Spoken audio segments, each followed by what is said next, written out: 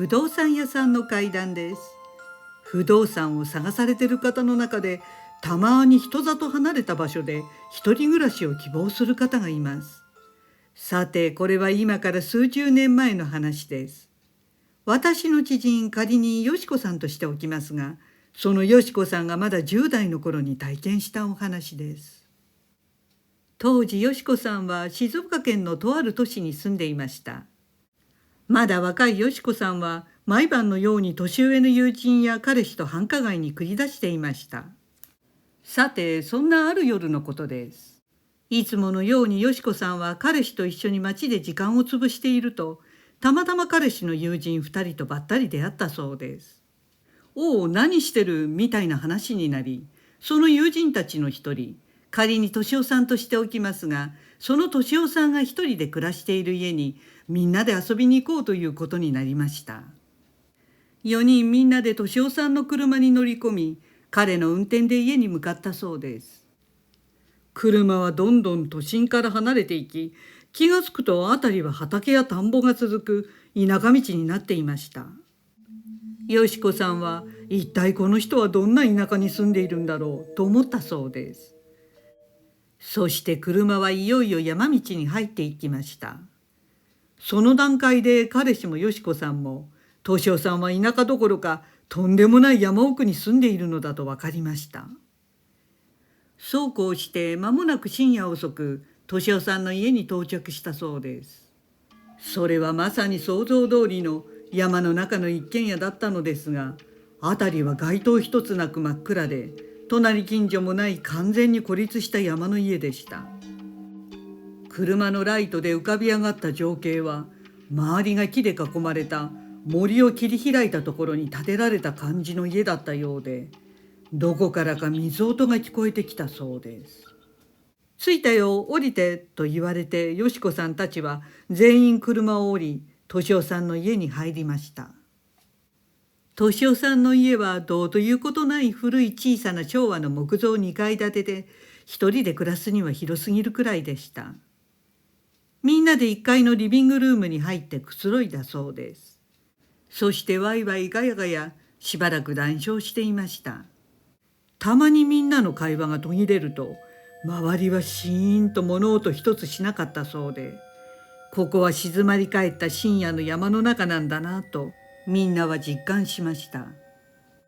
1時間ぐらいした頃でしょうか、よしこさんはふと気になることがありました。今みんなでワイワイ騒いでいるリビングのそばにある階段を誰かが登ってゆく足音がしたそうです。その足音が今度は2階から降りてくる音になりました。あれ、誰かいるのかなと妙に思いましたが、何かの音を聞き間違えたのだろうと思ったそうです。するとまた階段を誰かが登って再び降りてくる足音がはっきり聞こえてきました。そこでよしこさんは、ねえ、さっきから誰かが階段登ったり降りたりする音がするんだけど、2階に誰かいるのと聞いてみたそうです。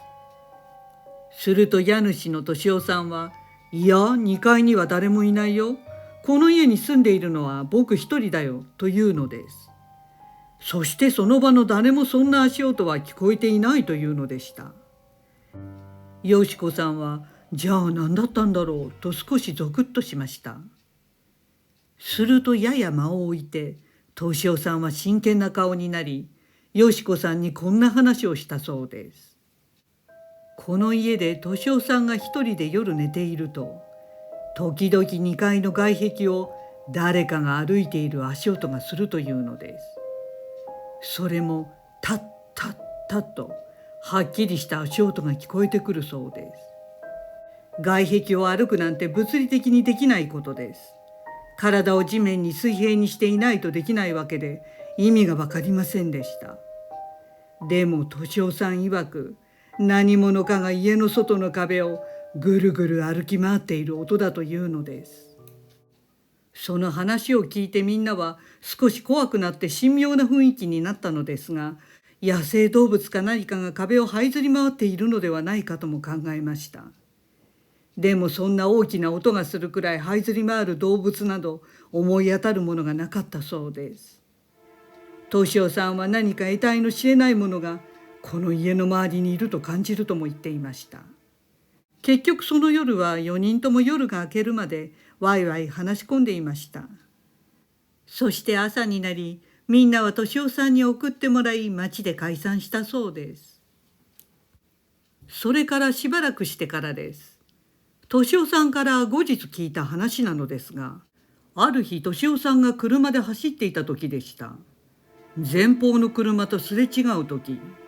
そのまさにすれ違いざまに相手の車の窓ガラスに手のひらの跡がパンパンパンとついていくのを見たそうです。それはまるで敏夫さんの車に誰かが乗っていて、窓から手を出してすれ違う車の窓に手形をつけていったようでした。普通車の窓ガラスに手形がつく話は大概自分の車の方ですが、対向車の車についていったっていうんですね。そしてそういう怪奇現象がたびたび起きるようになった後でした。ある日敏夫さんが車を掃除しようと思って運転席の足元のマットを持ち上げた時でした。そのマットの下が真っ赤な血だまりになっていたそうです。さすがにそれは敏夫さんもショックでした。一連の怪奇現象もこの車に関係するのではないかと思い、結局その車を即売却したそうです。後で分かったのですが、彼の車は実は事故車でした。どういういきさつでその事故車を運転するようになったかは分からなかったのですが、得体の知れないものは車についていて、彼の山の家にそれを連れて帰ってしまったのか、もしくはその逆で山の家に住み着いている得体の知れないものが敏夫さんについてしまい、いつも乗る車に怪奇現象が起きたのか、今となっては分かりません。